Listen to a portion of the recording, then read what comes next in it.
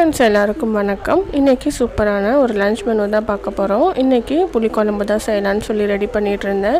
அது கூடவே வெண்டைக்காய் ஃப்ரை பண்ணிடலான்னு சொல்லி எல்லாமே பார்த்திங்கன்னா காய்கறி ஃபஸ்ட்டு கட் பண்ணி வச்சுட்டேன். காய்கறி கட் பண்ணுற கேப்லேயே பார்த்திங்கன்னா நம்ம சாதம் வந்து அடுப்பில் வச்சுட்டோன்னா நம்ம மற்ற குழம்புலாம் செய்கிறதுக்குள்ளே சாதம் ஃபஸ்ட்டு வடிச்சிடலாம்.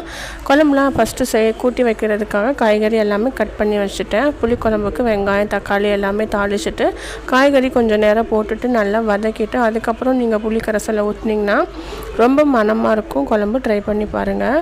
நிறைய பேர் பார்த்திங்கன்னா புளி கரைசல் ஊற்றிட்டு அதுக்கப்புறம் பார்த்திங்கன்னா காய் போடுவாங்க. ஒரு தடவை இந்த மாதிரி காய்கறிலாம் வதக்கிட்டு அதுக்கப்புறம் நீங்கள் சேர்த்து பாருங்கள், ரொம்ப நல்லாயிருக்கும்.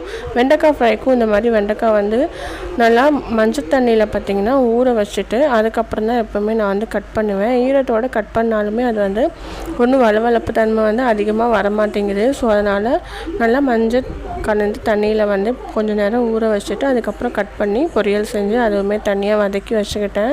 பசங்க காலையில் எதுவுமே சாப்பிடல. ஸோ 11 மணிக்கு பார்த்திங்கன்னா சமையல்லாம் முடிச்சுட்டு 2 பேர்த்துக்குமே பார்த்திங்கன்னா ஊட்டி விட்டுட்டேன். இன்றைக்கி புளிக்குழம்பு அது கூடவே வாழைக்காய் தொக்கு வச்சுட்டு வெண்டைக்காய் ஃப்ரை தான் பண்ணியிருந்தேன். பசங்க விரும்பி சாப்பிட்டாங்க.